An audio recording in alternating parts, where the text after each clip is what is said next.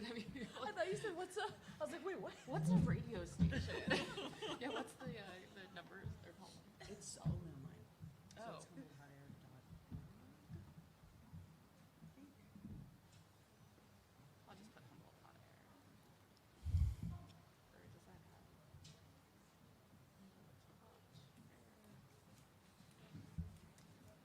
.org. Humboldt Hot Air .org.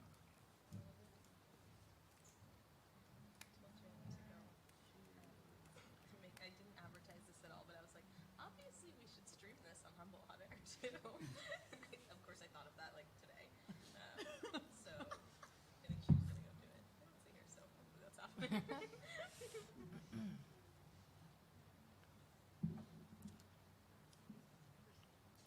He's giving us hand signals.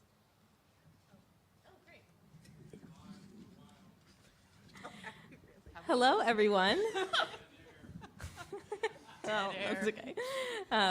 Thank you so much for coming out today and supporting us, the Women's Festival, Zero to Fierce, and also all of us women in radio. I'm really excited to have y'all here, and if you're tuned in from our live stream, hello, welcome. I'm going to start by just introducing some of the wonderful women that we have at the table here. Starting all the way at the end, we have Talvi Fried, who's representing from KZZH. Coming forward, we have Greta Stockwell from KHUM. After that, we have Sabina Gallier from KSLG. And then we have Alison Kolb from KMUD and Carlina Grillo from KRFH. And myself, Neroli Devaney, and I am from Humboldt Hot Air. And so I just introduced, thank you. I just introduced everyone, but I also would love for each person to go and introduce themselves and say what their title is at that station. And if you want to describe your job a little bit about what it means to hold that title, that would be great.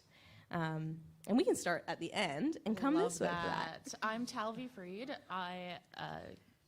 KZZH is part of obviously it's radio, but it's part of programming for Access Humboldt, which also has a couple TV stations in the area. It's a nonprofit group that gives people access to not just media, but also how to make media. There's free courses, there's equipment, very inexpensive, I'm talking like $5 a day, equipment rental. They'll help people set up in rural areas or even in the city if they're having issues getting connected. It's an amazing group to be part of. I am on the board of directors for Access Humboldt as well. And it's great to be here. I'm excited.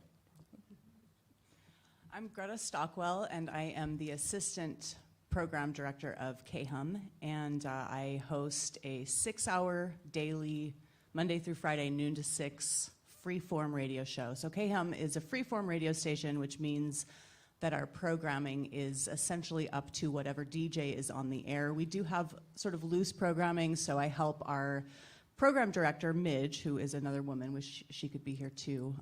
I do help her curate music. We do a lot of local music as well as all the content and a little bit of ad creation as well. My name is Sabina. I am the program director, music director, and morning host of KSLG. KSLG is an alternative rock indie station. I also get to share a building with the wonderful Greta and KHUM. And basically my job is to schedule, program the music, source the music as well, help my hosts curate their show by providing new music in the catalog. We mostly run on new, like larger known bands as well as local bands. And yeah, basically running the ship of KSLG is what I've been doing since 2018, and it's been a super big privilege, and I'm very happy to be here. My name is Alison Kolb. I'm the station manager of KMUD, Redwood Community Radio. At KMUD, our studios are out of Redway. Down there, we're 91.1, and up here in Arcata, you can catch us at 88.1. So, yeah, I run the station, I build connections in the community, lead programming, as well as in control of the finances and development and outreach for the station. I'm Carlina, and I'm the station manager for KRFH, which is Cal Poly Humboldt's student-run radio. And there's a lot of different managers who do lots of important things at KRFH, and I just am the person who oversees all the different managers, I help out everyone. I'm constantly getting calls. Whenever the DJs are having trouble, I'm always the person to call. So, Yeah, cool. And I'm Neroli. I'm the station manager at Humboldt Hot Air. Humboldt Hot Air is an internet radio station. We are right next door. We used to be inside this building, and we just moved. So now we're right next door. We have all very diverse music and talk programming most days of the week except Tuesday. And we have over 60 DJs, which is really exciting, but I am the only admin person. So I also am receiving calls in the night and at all hours about things not working and knobs that need to be turned. So that's my role as the station manager of Humboldt Hot Air. Thank you. So I want to get into our next question, which is what calls you personally into radio work? What do you feel makes radio work unique from other forms of media? And what brings you joy in radio work? And this one, I think, will just be popcorn. So whoever wants to start and answer that first can go ahead. Sure. Someone has to. I knew I wanted to be in radio very, very young. I was one of those kids that would stay up really late trying to record my favorite songs, coming up with commercials, recording them on a tape deck. And then 8th grade, I did my career day on being a DJ. And I just knew it's what I wanted to do. And it is a very interesting medium. I also didn't like people looking at me that much. And I liked to hear my own voice, I guess, or thought other people might like to hear it. Maybe when I was a kid, a little bit egotistical, and somehow my little childish dreams came true. And it took a lot of work and lots of years and decades to slowly work into it, but it happened. And it is very different than any other medium that I've worked in. And that's a whole 10-hour talk, so I'm gonna, someone else popcorn. I was quite obsessed with music and sharing music when I was younger. However, I didn't really think about myself in any sort of media. I actually started off as a kinesiology major. And fun fact, there are a lot of parts to the human body, and I'm not good at remembering any of them. So very quickly I realized that wasn't for me, and I was in SoCal wondering like what I should do with my life, and then I saw reporters covering the fires, and I was like, Mom, would you mind if I did that? And she was like, I'd prefer you didn't, but okay. So I thought like going into TV would be a good thing. So when I came up to Humboldt, I joined the journalism track, and I quickly realized I didn't like people looking at me, so this is great. And I was just like kind of figuring out. I started off in a lot of print as well in SoCal, like started off journalism in there and came up here, tried to do television, didn't really work, and then someone suggested KRFH to me. And within about 2 weeks, I had my own show, which was terrifying, but it quickly kind of pulled me out of this like weird place in my head where I thought my personality was too much. I always thought my personality was too big. And now I had a medium where I could kind of funnel my personality and let it be big. And if anybody wanted to listen to it, they could. And it turned out to be a fantastic career choice. And not only do I get to share, but I also get to interact with people on a completely different level than I would if I had been a kinesiology major. You don't have to touch anybody, which is great. But also just like being able to get calls every single day and relate to people, share stories. You now have listeners who like say, I have my radio on my desk, and it's like, I've got my friend on my desk. I'm like, oh, that's exactly what I want. And also doing what I used to do when I was a little kid, just share music, one of my favorite things in the entire world. And so radio has been not only like such a tremendous change in my life, but also it's kind of like healed this part of myself that I kept trying to push down a lot. And now I get to be a lot more expressive in my life and a lot happier. Yeah. I mean, oh, go ahead. What drew me to radio is really when I first left college, I started fundraising for nonprofits, and I got really into activism. I was working on social justice issues and environmental issues, and kind of building momentum there and raising funds. And I quickly realized that radio was amplifying our voices. They were really pushing the movement. They were interviewing us. They were giving us space. They were letting us be heard. And I just grew a really deep appreciation for that and for radio as a media outlet.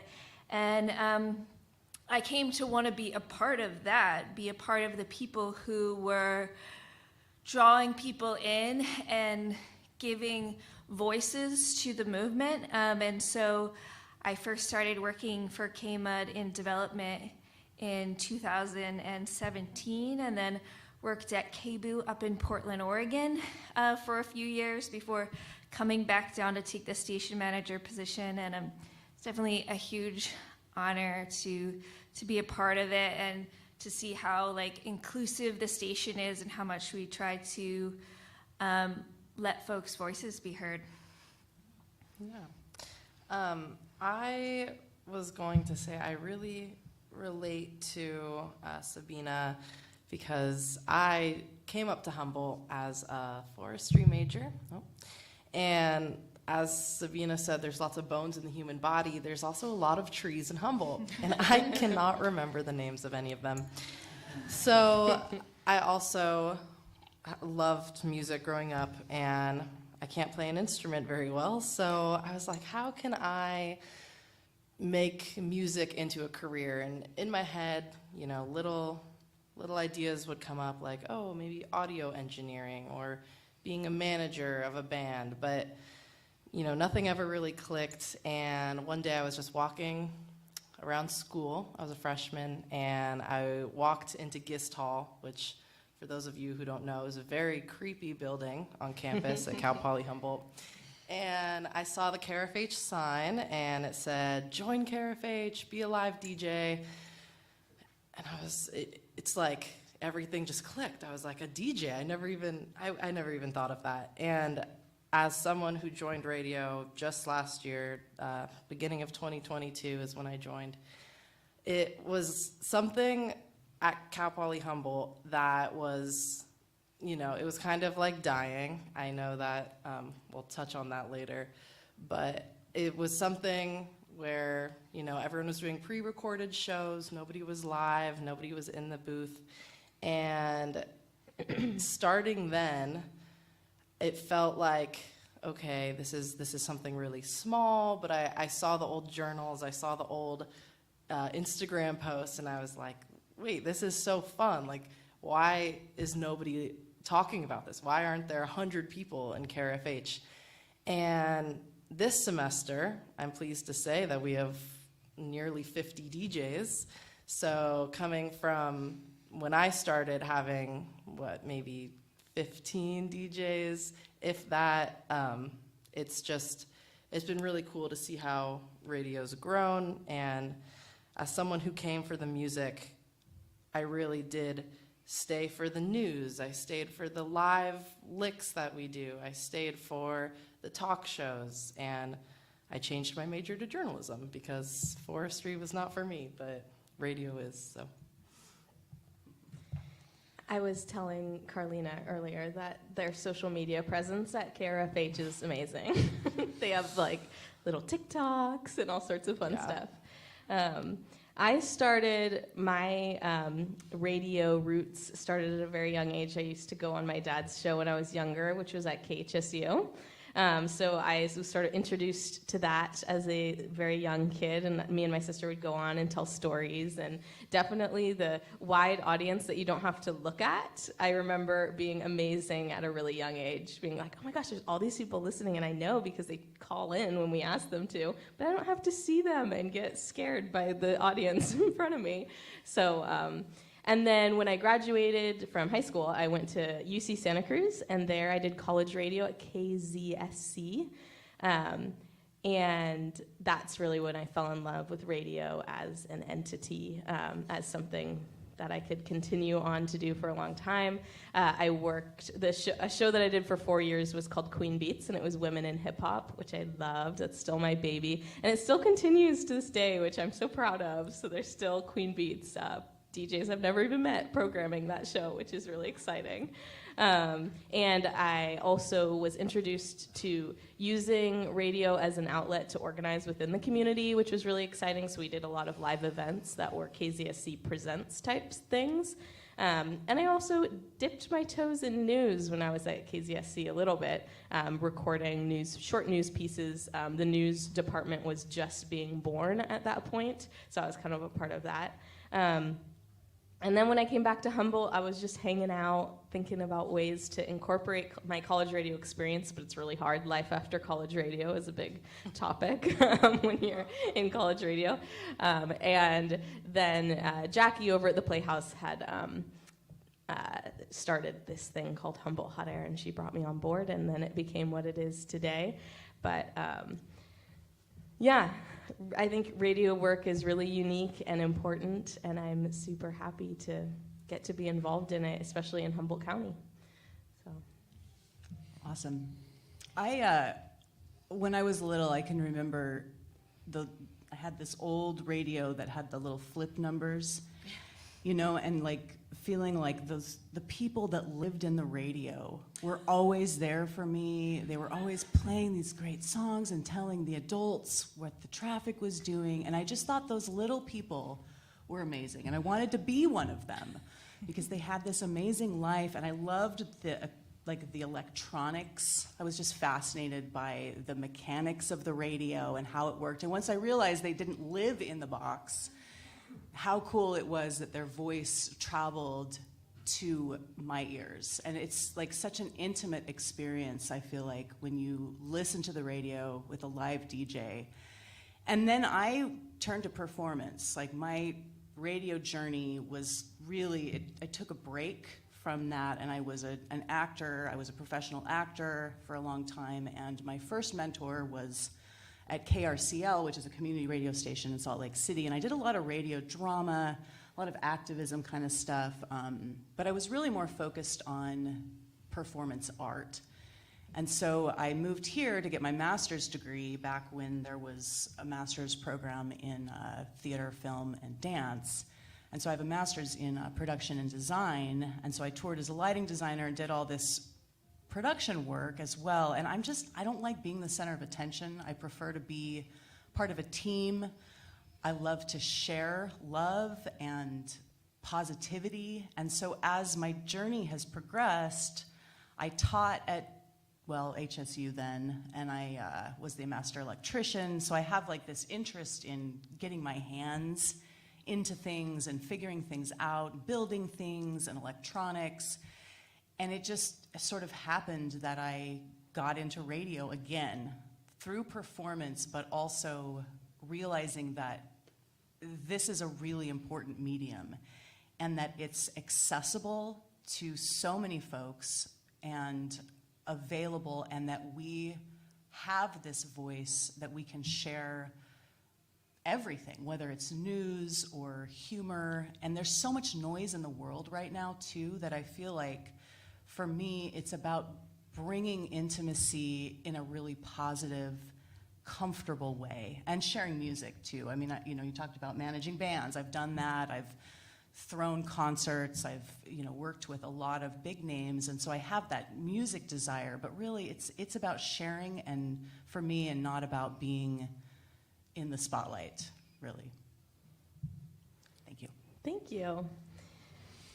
So my next question is, what do you feel makes radio in Humboldt County unique? Are there any special challenges or benefits of working in this area? My favorite thing about being in Humboldt County and being in radio is that we're not subject to the control of like a large like corporate company. So KHUM and KSLG are under Lost Coast Communications, which is a locally owned media company here in Humboldt. And it's one of the challenges, I will say, is convincing music management that you're a real station in a real place. Because people have either not heard of Humboldt County or they've heard of Humboldt County. So like, that can be a challenge, especially when sourcing music. But also, I think the best thing is, you know, a music management company, like a head will call you and be like, oh, we sent you the single. Did you like it? No, we're going to play track blah, blah. And they get mad and you're like, sorry. We don't have to play certain things. We don't have to say certain things. We're not under the thumb of like, I don't even know their names anymore. What's like a big media corporation now? How long have I been in Humboldt? How long have I been here? But like watching, especially during the pandemic, I think a lot of us were very scared for our jobs because we're like, people are leaving the stations, people are having to go home. How do we do this? How do we work our stations from home? And one thing I saw from All Access, which is like a media community specifically for like broadcasting, is that these larger market stations, they were the ones going into automation. They were the ones that were firing people.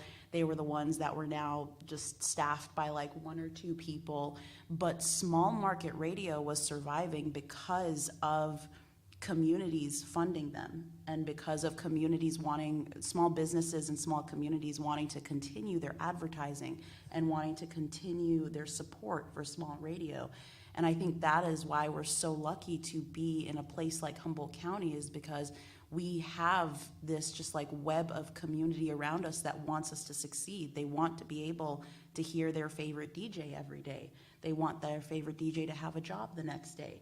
They want to hear that personality, that music. They want to be able to interact on a level that if you go to, say, like San Francisco or Los Angeles, is quite cold. You can't talk to a person most of the time. You can't talk to the person you want to talk to.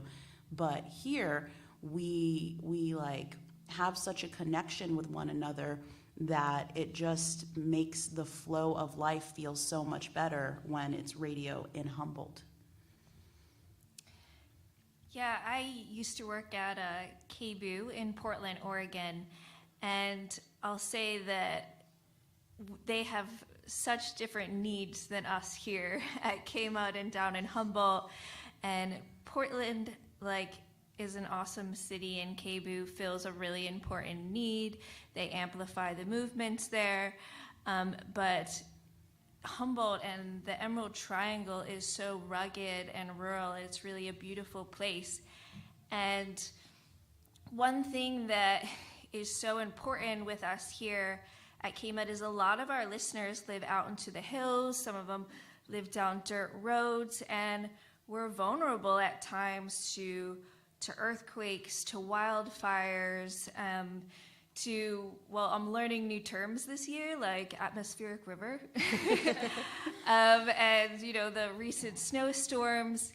And so what has come up for us with more and more of these kind of wild events is that we need to be there to support our community and to make sure that they have up-to-date news and that we can break in and keep them informed and help to keep them safe.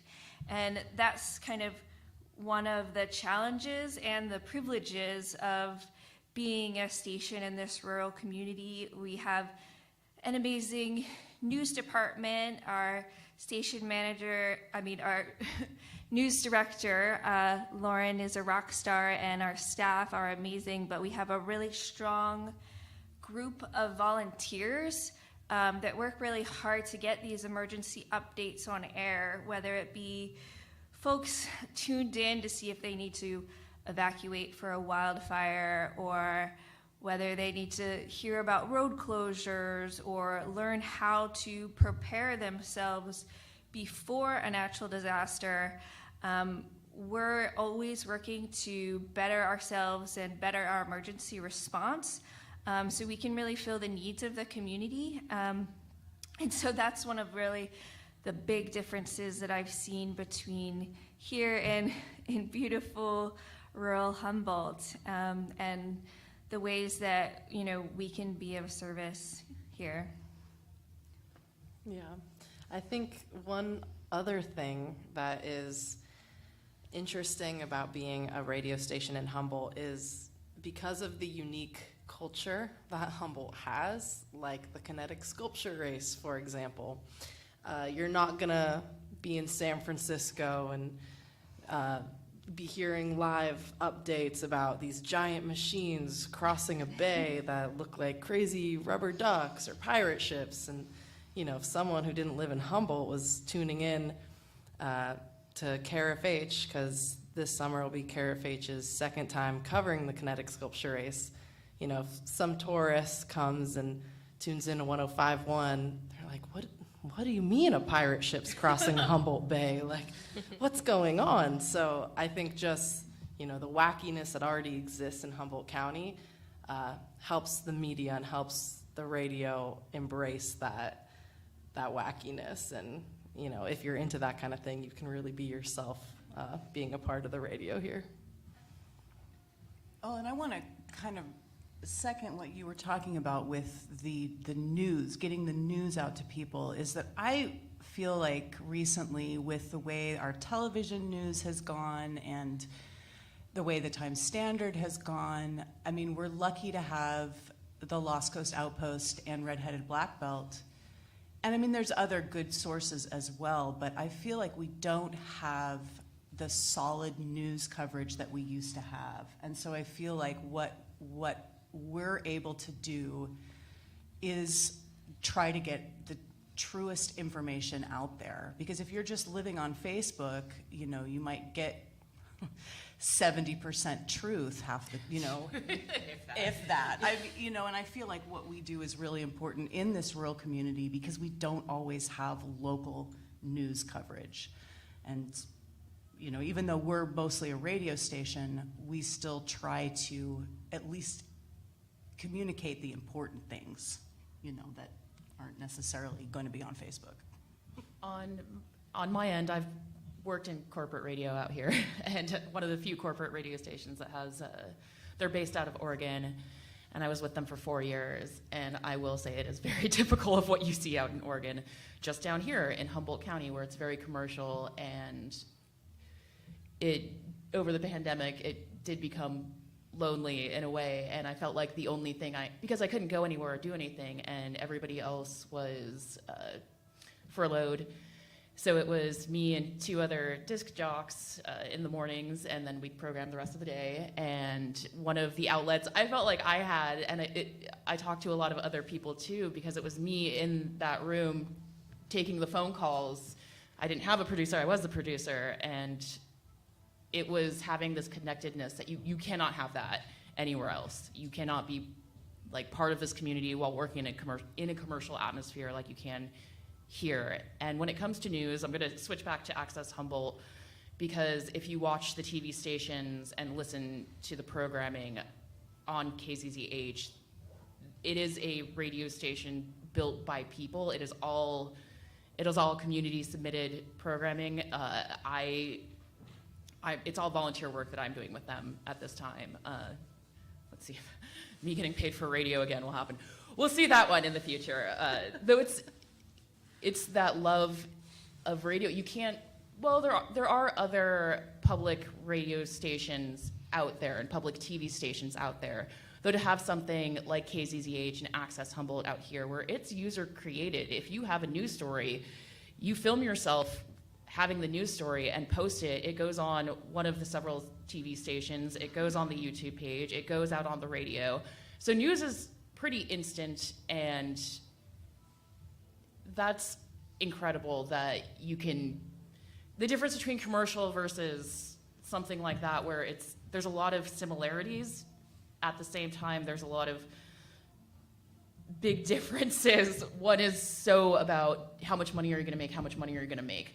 Well, at the same time, if you're in that office, you're still feeling connected to the community. And if I were working for the same company, and I don't want to say the company's name since I don't think I gave them a good perspective or a good view here, though if I had worked for them outside of Humboldt County, maybe in Crescent City it would be similar, but anywhere else, any of the other locations, I don't think I would have felt not so alone during the pandemic. And I know a lot of other people who would call in wouldn't have felt not so alone, just to have that voice of, like, I'm listening to you, you're calling me and giving me information, I'm giving you information, we're passing it back and forth and telling each other it's gonna be okay. Because there was a really dark point during the pandemic where everybody was sinking into this depressive hole. And I think those of us who made it out on this side, we kept each other going in whatever ways we could, and part of that was radio. Yeah.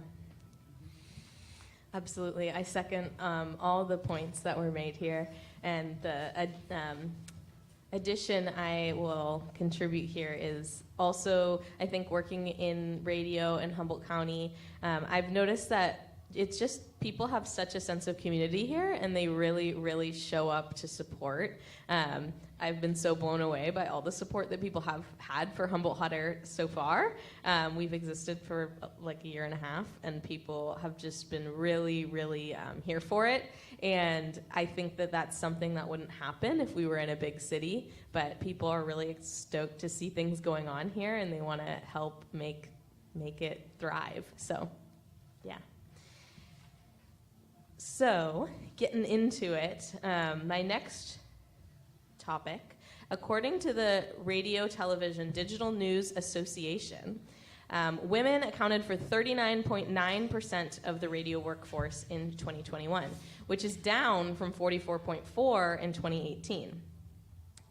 On top of this, white people accounted for 84.6% of all radio hosts in 2021. I thought we could discuss this and talk about if our stations reflect that, and if so, what are we doing to close the gap, and what challenges do we face in attempting to close this gap? I've been program director since 2018, and since then I've been privy to all of the hiring processes for folks on KSLG. There are 3 positions on KSLG. There's the morning host, the afternoon host, that's daily, 5 days a week, and then we have a once a week Friday Night 90s host. And ever since I started as program director, during the hiring process for the afternoon position, there is nowhere near as many women applicants as there are men. I have interviewed 1 woman in my entire time. And it always boggles my mind, because every single year I look at it and I'm like, all of my afternoon hosts, all of them have been fantastic. They've all been white men. And I've interviewed 1 woman. I don't see enough women applying to radio. The reasons behind it, I mean, I don't know why, except for broadcasting to me has always seemed to be sort of like a boys' club.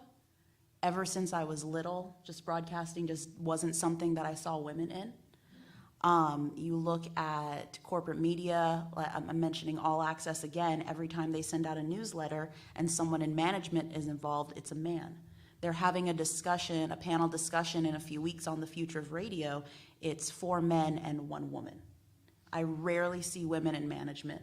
I rarely see women DJs receiving their flowers or anything in those newsletters. I don't know if it's the boys' club feeling that media has always had. I definitely know that if I had thought a bit about the accessibility that people have to you, as a woman, I would have maybe double, triple thought about that before pursuing this career, because the accessibility that people have to you in this position is shocking. It's crazy. It's so shocking, but it's just one of those things where those are the only 2 things I can think of, and I wish I saw more women in my inbox curious about radio. I wish I saw more women in my inbox curious about radio in Humboldt. I wish a lot of those applicants were women, because it definitely, radio is something that requires so much diversifying, and it requires so much to come from where it's from. When I started KRFH, we were given a few tidbits about what radio would look like, what it looked like in the past, and what some practices are now. And when I started, it was 2011. No female singers back to back. That was a rule of radio. If there were DJs, no female DJs back to back. 1 woman DJ per station. Yep. So, I mean, it's not surprising with rules like that in broadcasting that we don't see a lot of women, but I want that shift to change, because if you keep seeing the same type of person, same type of voice in media, less and less women are going to apply. You don't feel represented in media, because media is where your voice is. Whether it's TV, whether it's print, whether it's radio, it's where your voice is. And if you do not hear your voice, if you don't see yourself represented, you are going to shy away from things like that. And I don't want women to shy away from radio, because it is so important, more now than ever, that we be loud, we be heard, we make people understand who we are and where we're coming from. And if we start to see less of that, that is where we're going to see radio, I think, take a turn for, I don't want to say the worst, but it's the less women you hear on radio, I think the less you are going to see good radio happen. Well, and since I did a little research, because that's the kind of person I am, and so Humboldt County is over 50% women, barely. It's like 49% men. So it's basically one-to-one demographics-wise. 72% white, 12% Hispanic, 7% Black, Native, okay? And our company, radio-wise, fits those numbers that you sent out. We are 6 women. We have 4 stations, the Lounge, the Point, KHUM, and KSLG. We have 6 women out of 16 total hosts. And we have 1 person of color. So we have 7% of our radio is a person of color. And when I first started, I was on the Point, and that was, that was 2017, so it wasn't even that long ago. And that was what I was told too, is that women DJs don't go back to back. So I think that is possibly changing, because KHUM too used to be 3 men that did the daytime, and it's now 2 women. And so I think there's room for us to obviously to continue to grow. But I think demographics wise, there's absolutely no reason why we should not have that representation. But again, if they're not applying, how do we, that's a really interesting issue. It's not just a matter of not applying, it's being felt like you shouldn't apply because there isn't space for you. I worked in an environment where I was, let's never say the name of this corporate radio, I'm like, but I was asked if I would like to make extra money by cleaning my boss's house. I was asked if I could, like a water scape, what's that thing? The power wash the sides of the buildings, all the cracks in the floor. I was told to do front desk clerical work, which I did. And I did all of this because I wanted that chance. And I felt like I had to do it, and I did have to do it. If I didn't do that, I wouldn't have worked at the company as a board operator, given chances to work with the engineer if anybody knows who the company is, please look up the news for the engineer I worked under, because it's horrendous. What he was accused of a crime, and I wasn't supposed to be left alone with him because of the crimes he was accused of and is now in jail for. But he was the only one I could learn from, because I was also interested in the technology and the equipment, and I wanted to learn. So I don't know if I was putting myself at risk, but I did it anyway. I wanted to do it because I wanted that job so badly. And I took over, it was my turn for the seat after producing for somebody else. A DJ that had been there for a very long time passed away. It was very, very sad. He was one of the few people there that really took me under his wing.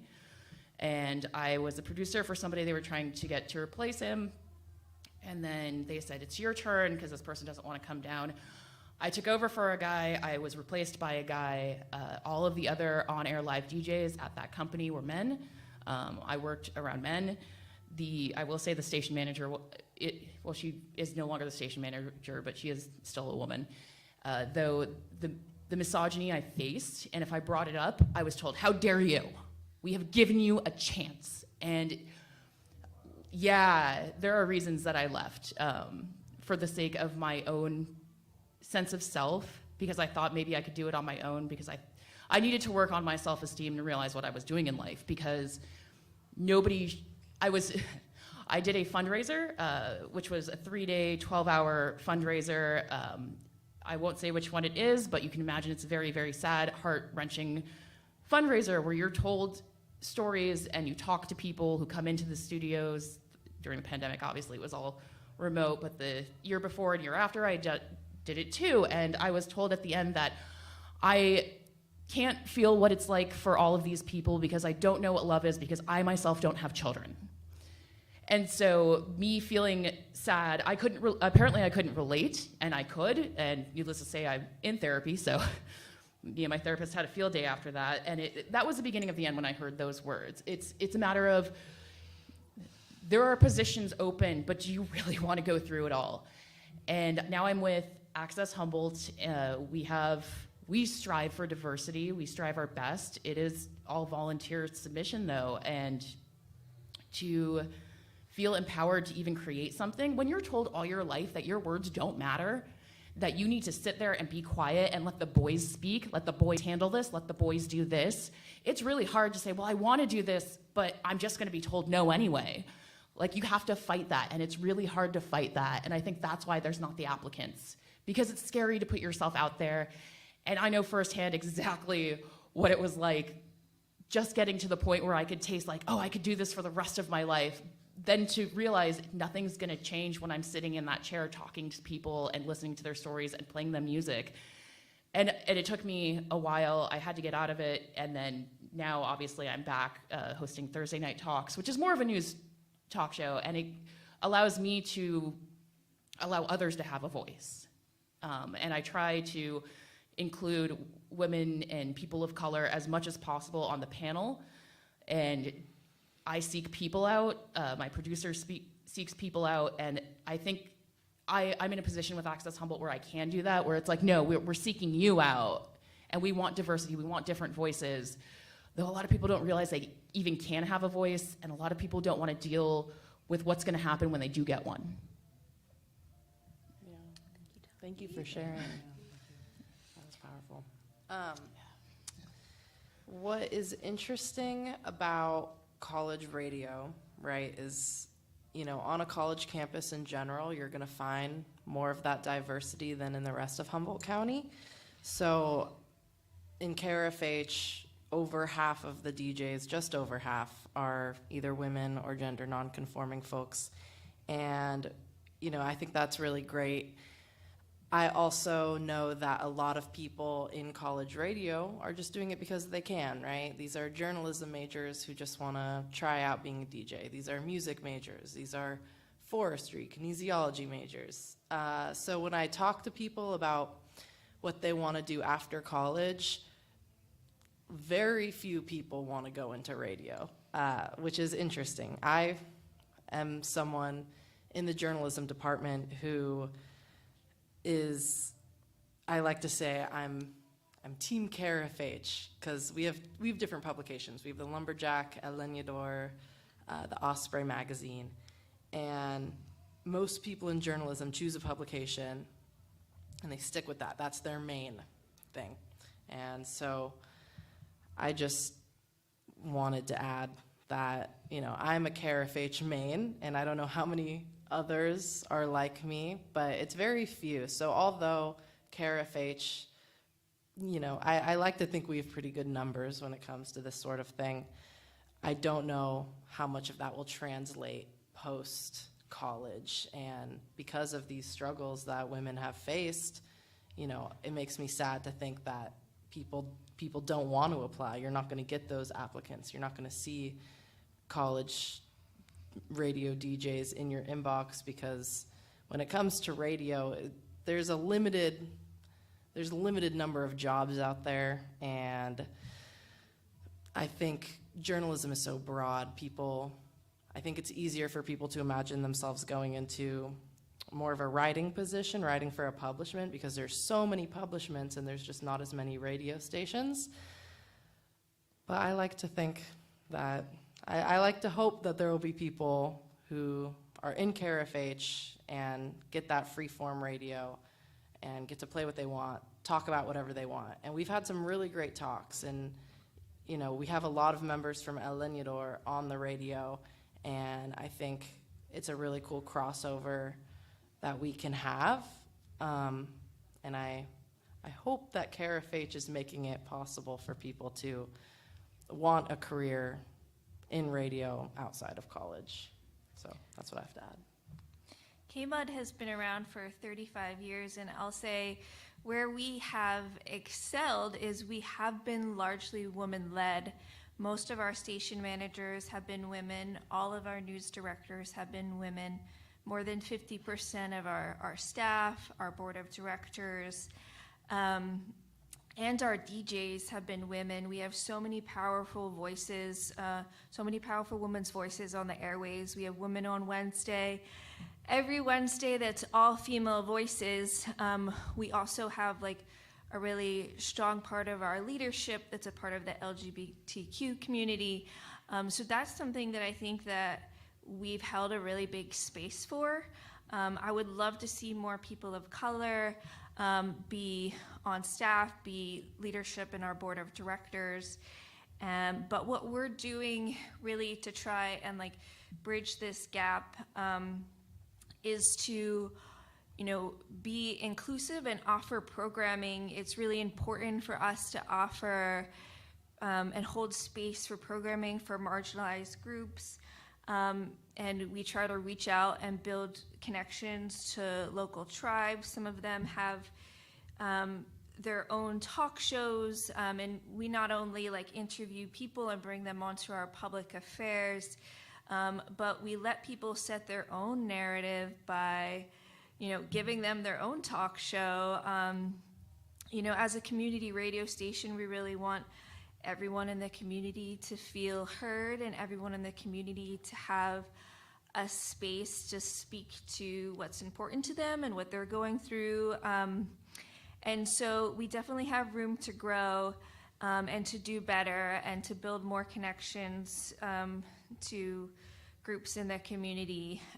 But know that you can reach out to us if you want to be a part. We'll train you. So, reach out to us and get involved. And we have a place for you. Absolutely. And I guess just what I'll add to what you all have said is that I think so much of radio work is volunteer work, and I think that volunteer work is inherently such a privilege to be able to do, and that's such a big part of why so much radio work ends up being white men. It's because they are the ones that have the most time and can do things like that, and that comes with privilege. And so definitely something that I love about Humboldt Hot Air is that we're really accessible to people. We're part of that is just being an online radio station. We don't have to follow very many rules. So the training process is a lot less intense. So that opens the door for people who don't have time to or are really intimidated by what it would mean to commit to being on a real radio station and what that all means. But Humboldt Hot Air gets to be a lot more casual for people, which I think in turn makes it a lot more accessible, which I love. I did, before we all met today, I was like, let me look at my statistics. And they weren't actually as bad as I thought they were going to be. I thought it was going to be a lot of men, which goes to show that men are take up the most space. But we do have wonderful women on our team.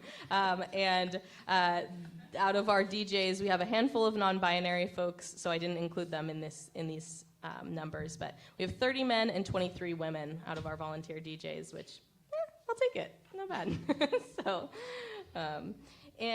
So it's we have about 10 minutes left until we'll move into our Q&A. So I thought I would ask one more question before we switch into that, which is that we've all heard somewhere in some way the idea that radio is dying, and obviously all of us working in radio know that that isn't true, but that the landscape is always changing and is currently changing. What do you predict for the future of radio, and do you have any hopes for that future?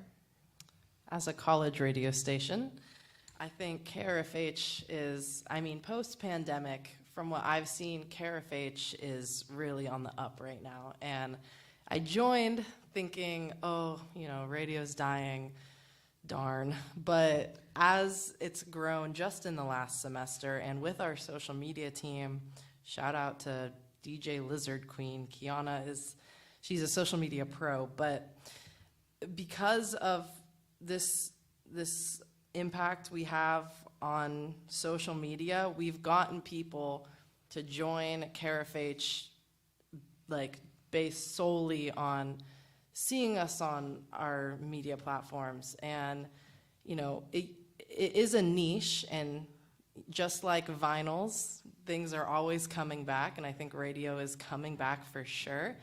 And one personal goal KRFH has is, because of our social media team, we want people to see us on TikTok, Instagram, Twitter, whatever it may be, and we want people to start applying to Cal Poly Humboldt because of KRFH. And our numbers have been, like, this semester, after, like, restarting our social media team, or just restarting our social media presence kind of from the ground up, like, after really putting in a lot of work, like, our numbers have doubled. And on the first day of the semester, I said, okay, how many of you, just out of curiosity, joined because you saw us on social media? And almost all of the newbies raised their hands. So I think radio is definitely on the come up, and I think it starts with college radio.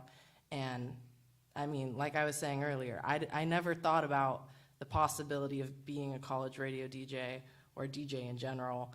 And now that I have been involved with KRFH, like, it's seriously changed my life. And, you know, now I'm thinking, like, wow, the possibilities are endless. Like, if there's this many people, this many women sitting at this table right now, like, it just makes me feel very hopeful. Whether it's in Humboldt or somewhere else, like, there's a lot of opportunity. And I think there's, you know, all of you showed up, so there's people who will show up, and there's people who are listening, and there's people who care. So I think it's on the come up. Something that we've noticed at KMUD is that more and more of our listeners are tuning in online, and not just like our Listen Live feature, but also our archive. I think there's a lot of people who are leaning towards wanting to listen to programs on demand, and less people who are like, okay, I'm gonna tune in at 5 on Sunday. They might miss it and they wanna listen to it later. And so one thing we're doing is this year we're gonna be launching KMUD podcasts, because we wanna make that more accessible for folks who wanna listen to programs when they wanna listen to them. But I think what really makes radio special, like, we're all sitting here with you in this community, is that we're making programs from local people, about things that are most relevant to you and to this community. And so when we look at, you know, other podcasts out there, there's always going to be a need for our programs, our local programs.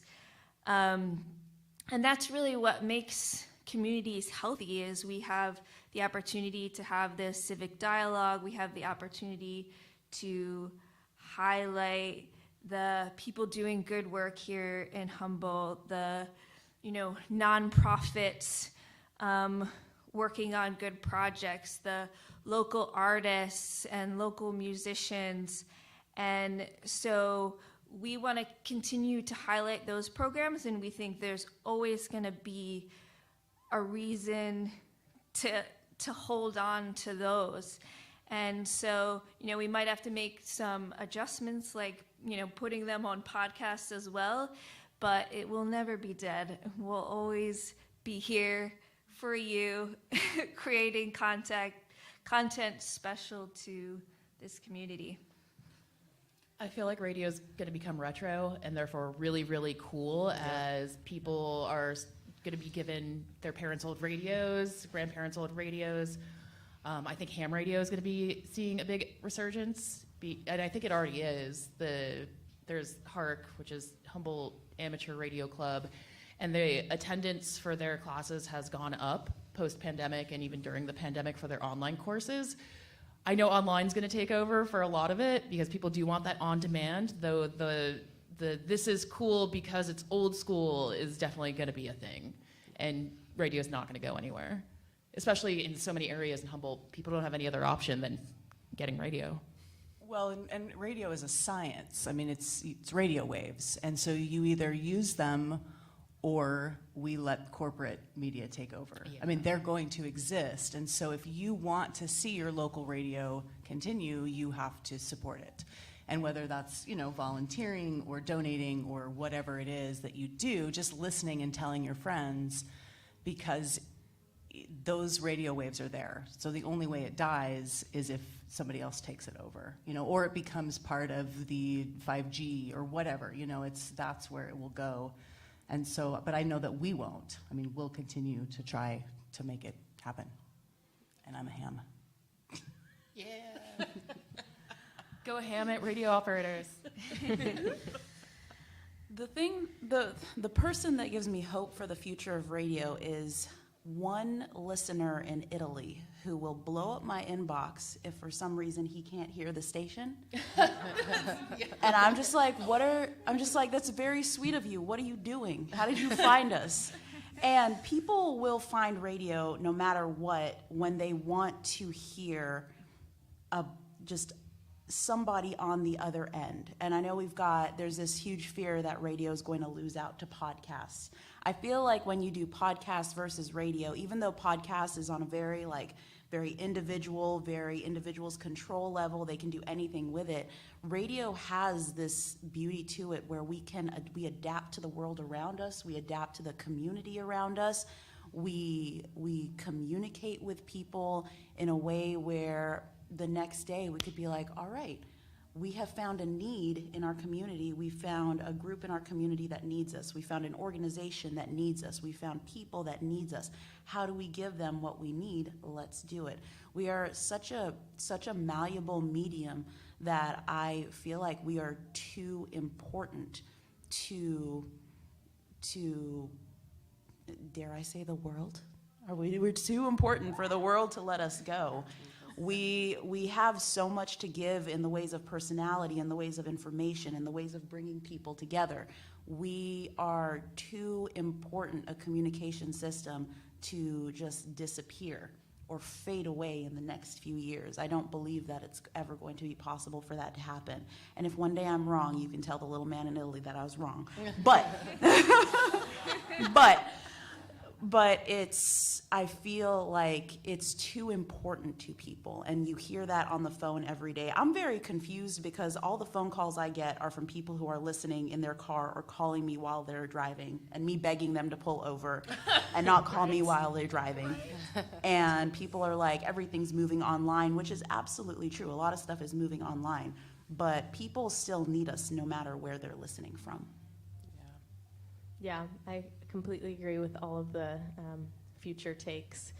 I think that being Humboldt Hot Air, I love the idea that everyone's going to start listening to internet radio all the time, but I don't actually think that's true. And I think that at the end of the day, FM radio is going to be that core lifeblood of what radio will always be, and there will be fun things added and changing all the time, but that people will never stop needing it, and especially as the world becomes more and more chaotic, especially climate-wise. And I think that, unfortunately, things like the internet goes out when the climate is being crazy, as we've learned this winter. And that's exactly what you were saying earlier about KMUD being such a lifeline when we're in an emergency state.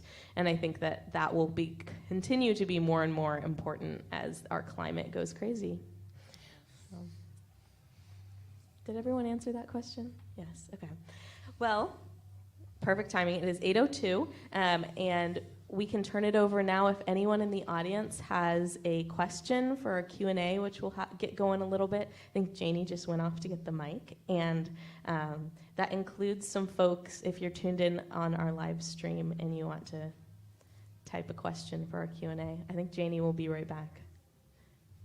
It's right here. So if you have a question, raise your hand. I have a question. It's kind of a basic idea. It has to be in the mic so that they can hear it on the live stream. Thank you.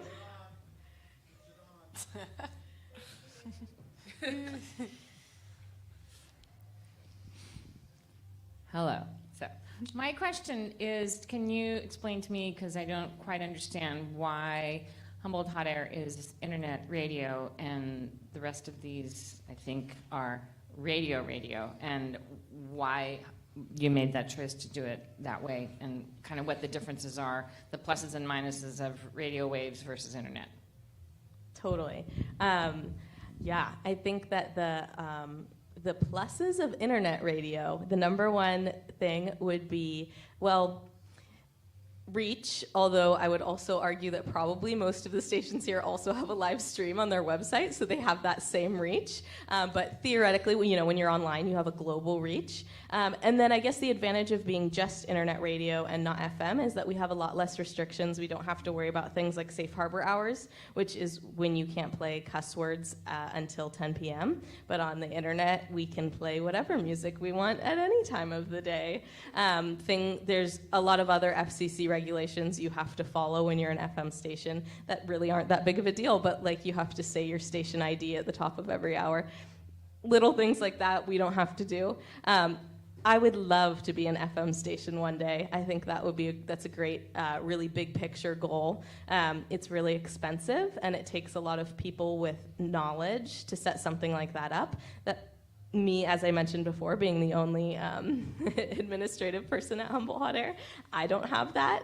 So it would require building up a team of people. It's totally possible, and it would be really exciting one day if we could do that.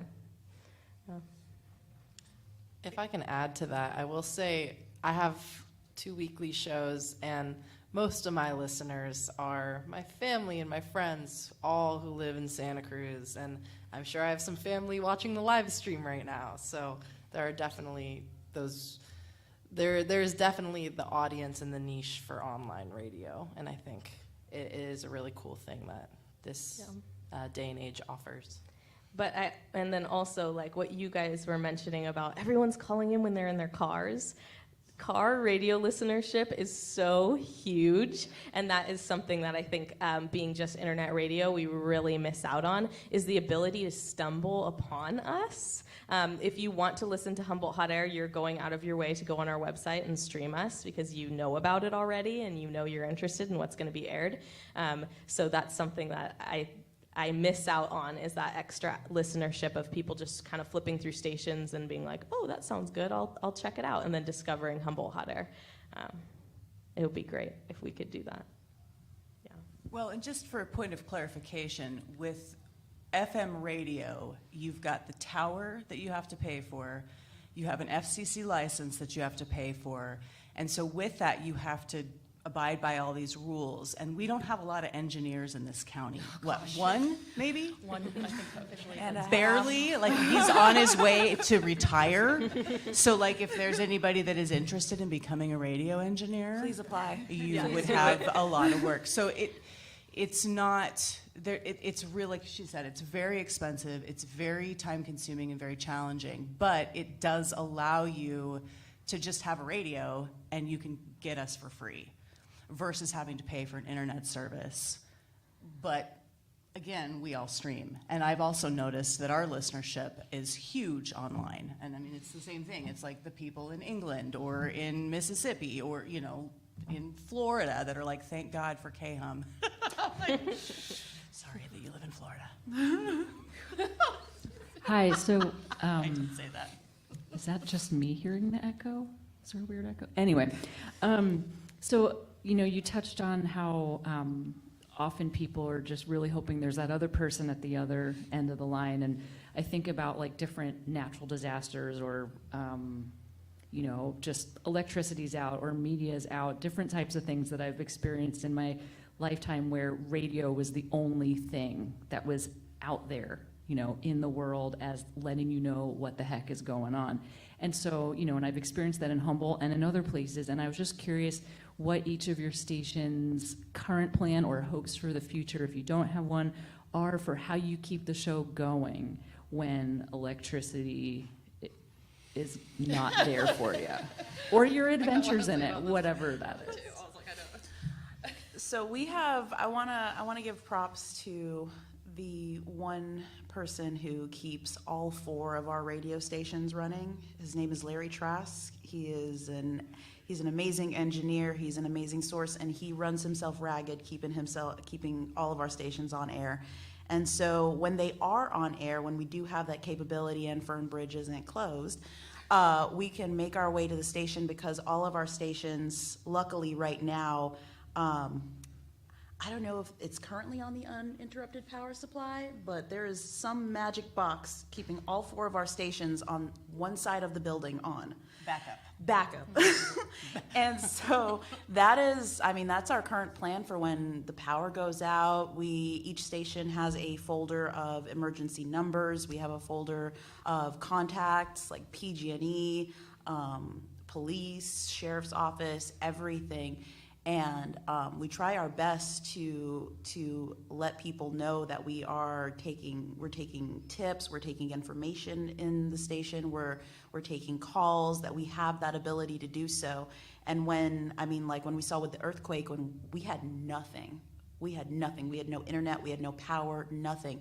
That was one of the moments that I, for the first time, really feared for the lack of information that we were able to get out. We couldn't even get across the bridge to work. So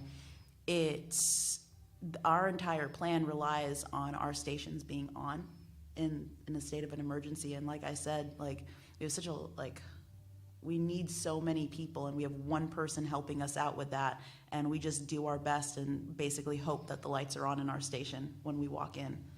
And we've seen, with power outages, where that's been extremely helpful to the community, where they've been surprised to hear us on air, and we just take each instance as they come. Sometimes we have power, and sometimes we can't even get to the station. So the plan depends on how nicely nature decides to treat us that day. Yeah, so, when I worked in commercial radio, I got really good at turning on a generator, because that's what we would do, is we'd hook it up and run wires in order to keep at least one of our 5 stations going at all times. And we'd switch off, because again, there were only 4 DJs that worked for the company that were live DJs, and we just switch off all day to make sure one radio station was always going on.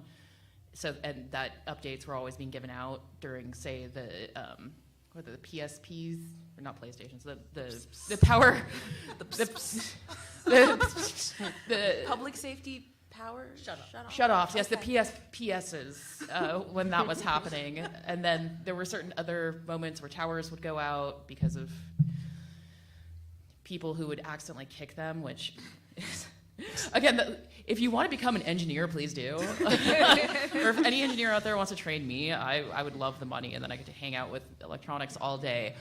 I do want to say all of the issues with power outages, earthquakes, it made me really knowledgeable, just trying to get everything working.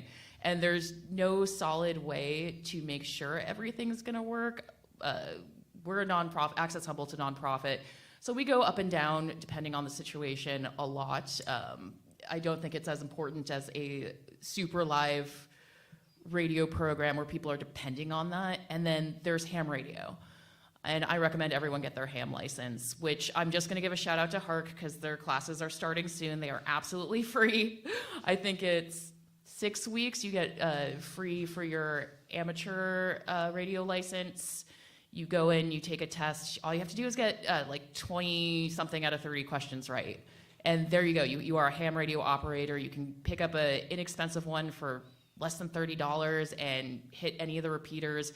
That really is the only radio that I completely trust during a major outage, is going to be the ham radio system and repeaters in the area, assuming that those repeaters work, because things can happen to the towers, flooding can take everything. Water is the biggest enemy of energy sometimes, or electricity.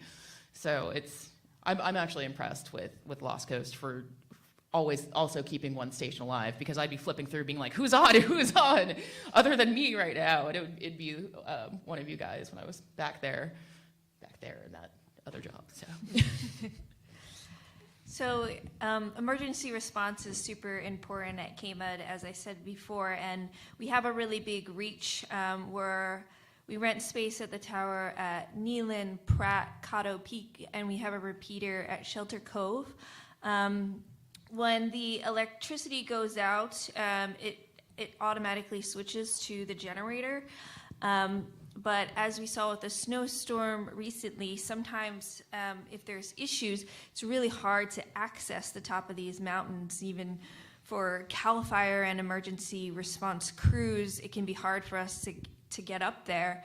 One of the things we're working on doing as like a backup to our backup to our backup is we actually are going to have a little tower at our station's property that we'll only use, like say if something goes wrong at Pratt and we can't get out there, so that we're, it's not going to have as much reach, but it'll have enough to get us by until we can get it fixed. Smart. And we also want to have another backup tower at a friendly property out on Bell Springs as backup to our backup. We also have backup internet to our internet if one internet's out, and then we can choose another internet. And so we're, learning more as we experience more of these issues, how we can be just indestructible for these natural disasters. But yeah, getting, better and stronger and more resilient all the time. In case of an emergency, probably don't tune into KRFH. Our electricity is if the school wants to turn on our electricity. Yeah, don't try Humboldt Hot Air either. But if we have power and, If you want to hear some hot takes by college students, yeah. this is the place. I have a question about outreach and bringing more women into radio. I think that's really important. This has been an interesting discussion to take that into account, what's going on in the different forms of media that you present here. So we have 2 commercial stations, 4 nonprofit stations. And I'm hearing a difference between the commercial stations, as in women in management staff positions, as opposed to the nonprofit stations. And I'm wondering, so what plans can your stations or do your stations take to recruit more women? This is a community where we have most of our nonprofits, in my experience, are run by women. KMUD, for example, is a great example of that. And also, if you want to touch base on it, Talvi, you might have a point on going from a commercial station to a not-for-profit station and what that looks like, the difference in there. And Alison, you having gone from KBU, meaning a very large nonprofit station, to a small nonprofit station. And underlying my question is just, again, outreach, getting out to the high schools, getting out to the colleges, because those are the training grounds for the commercial stations where somebody can go in and make it a career. Thank you. Personally, I do a lot of, behind the scenes networking. Women that I know in the community, women that I know I worked with in KRFH, women that I know have experience in media in the community, who have worked with different journalism outlets in the community. I do a lot of behind the scenes reaching out and asking them, do you have any interest? Do you have any ideas? Do you have anything that you've always wanted to do on a radio station? Company-wise, I've not seen any initiatives in the direction of recruiting women. I would like to see them. Mostly that work is work that I do myself. So on the commercial end, I don't really have any comment. I had nothing to do with the hiring process, except that I always tried to be like, if you want to be in my seat, you can be. Dream big, dream bigger. If you have a dream, dream bigger. And now that I'm with Access Humboldt, we do amazing outreach. We have interns from CR. We have interns from Cal Poly. We are trying to be even more out there so people know that we exist. I'm sitting on a panel right now. Hey, Access Humboldt exists. We're a free resource for the community to create whatever content you want. You can even make something and not give it to us. It belongs to you. We're just here to teach you how to do it and give you the tools necessary to succeed in whatever goals and projects you want. I think that's something really unique that Humboldt does have, is we have Access Humboldt, which can teach people and give them the confidence to then go apply for the job. You know, back to that, you got to apply, but if you're not feeling secure enough in applying, regardless of all the other stuff that you might face, step one is you must go through it, and to even get there and to stand in a position where you go through it, you have to feel some sense of confidence or just really lucky. And I'm a firm believer in luck. So, you know, take a chance. You might get there. Though if you want a little bit more confidence, there's education programs in Humboldt County, and a whole group out right now. Access Humboldt is located at the College of the Redwoods. We've got a beautiful building. It's really cool. We used to be on the campus of Eureka High School, and there was a student program there for Eureka High School students. So we are always constantly outreach is kind of our main goal. Like we want to, or what one of them, we want people to create. Yeah, I'll say that a lot of our staff did start as volunteers and programmers, and so, you know, creating an inclusive space was really kind of a gateway, is to like have programs that are inviting to, you know, women and also diverse communities, and that's kind of a, you know, it's community building, and it brings, you know, feet in the door. So it's always really important to make that a priority. I know that KRFH would love to have any of you, we meet on Tuesday afternoons, to come and pop your heads in and maybe do a little spiel, because, I mean, as someone who wants to go into radio, I think it'd be so, like, informational to hear from places where you get paid for doing radio, which is a crazy concept, but yeah, we would love to have you if you're interested. Well, maybe we have time. It looks like we have one more question, and then we'll close it off because we're already over time. Okay. I don't want to hog the mic, but okay. Two things. One was that I was part of a really cool youth radio program where they would actually give us tokens to get food from the kitchen or rent boogie boards for us to play at the beach because it was right on the water. And so I'm glad that you brought up, it's not near here. Yeah. Nowhere near here. But then you said you were at the high school, and yeah, you guys are awesome. But my question, which it might be too much of a question for a last question, but it was mentioned that being a female radio host, that you become very accessible, and something lit up in me when I heard that, and so I just was wondering, as someone who has a female presenting body, that's something I can relate to, and so anything on that? Who wants to go off on this one? I will. Definitely, if I had thought about how accessible this job makes you to people, I would have thought a lot about it. I used to be the afternoon host, and my program director at the time was also a woman. And when we would do live broadcasts, like we would do them, say, like at a grocery store or at the zoo, I have been yanked and pulled and groped in every direction. And once I became the program director and my afternoon host became a man, that didn't happen anymore. Once we complained to the company that we were getting harassed at events, once they had, say, a male sales team member come and hang out with us, the harassment stopped.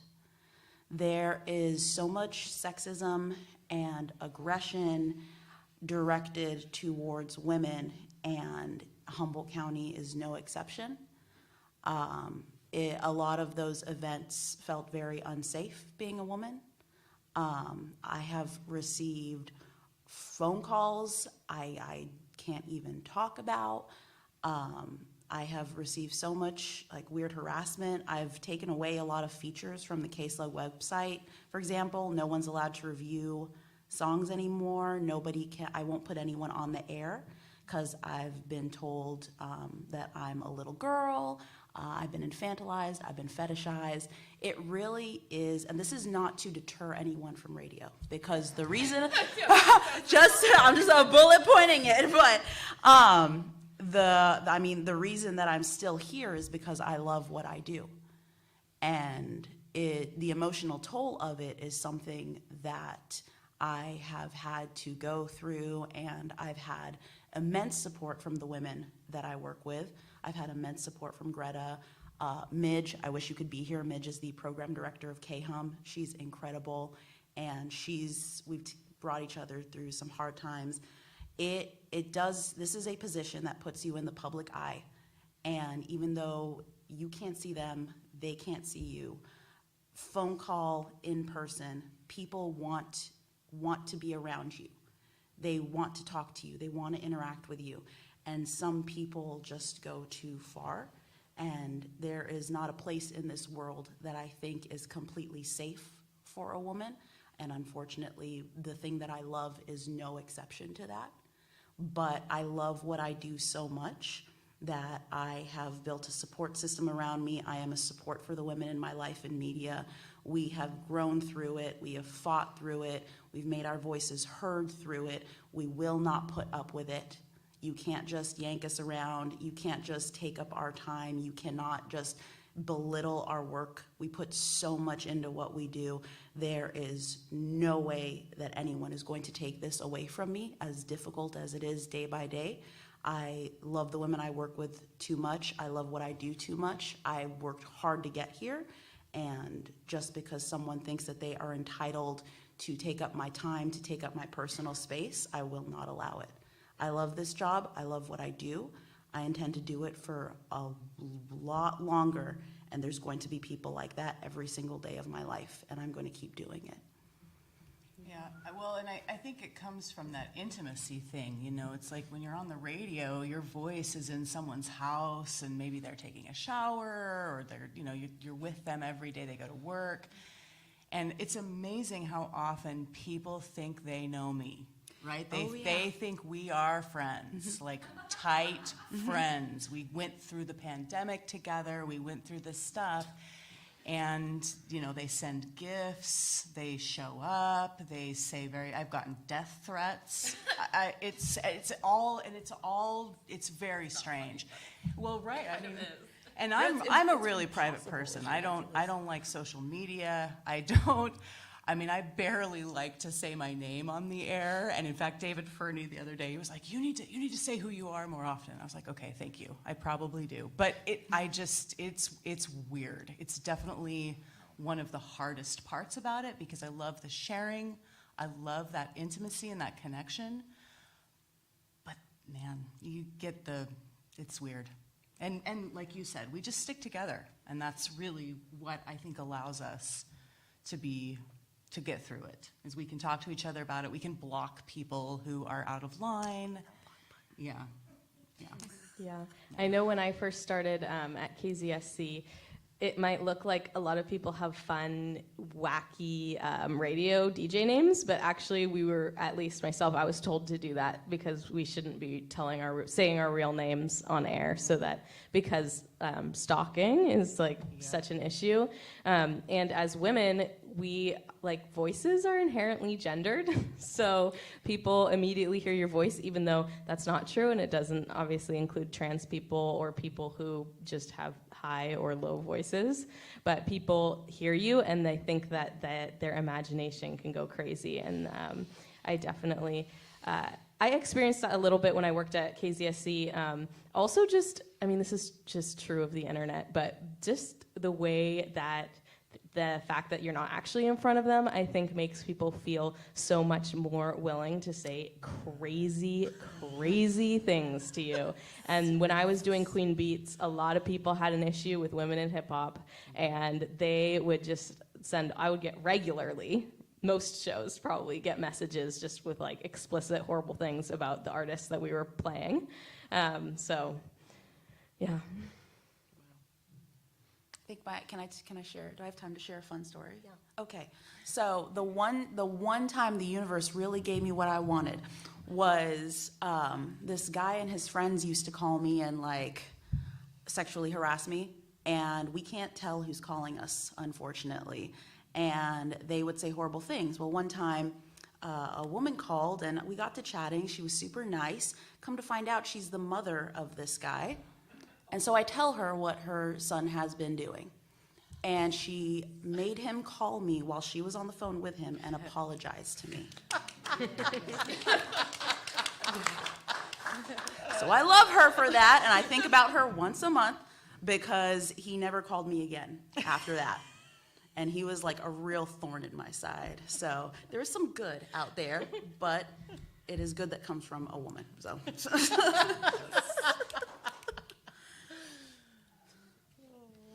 All right. Well, thank you guys so much for coming tonight. Don't forget, the best way to support all of us is to tune into our various programs, support our stations. There's so much amazing radio happening in the community, which obviously, look at all of us. It was so exciting when I was first researching about doing this panel.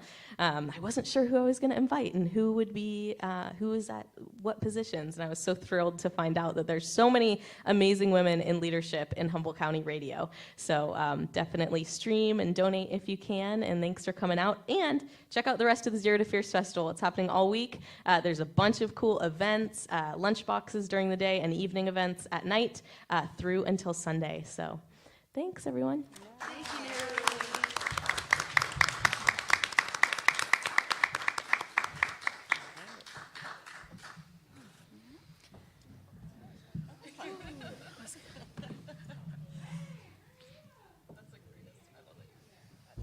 Oh my gosh, it was wonderful. She was, yes. Oh, we should.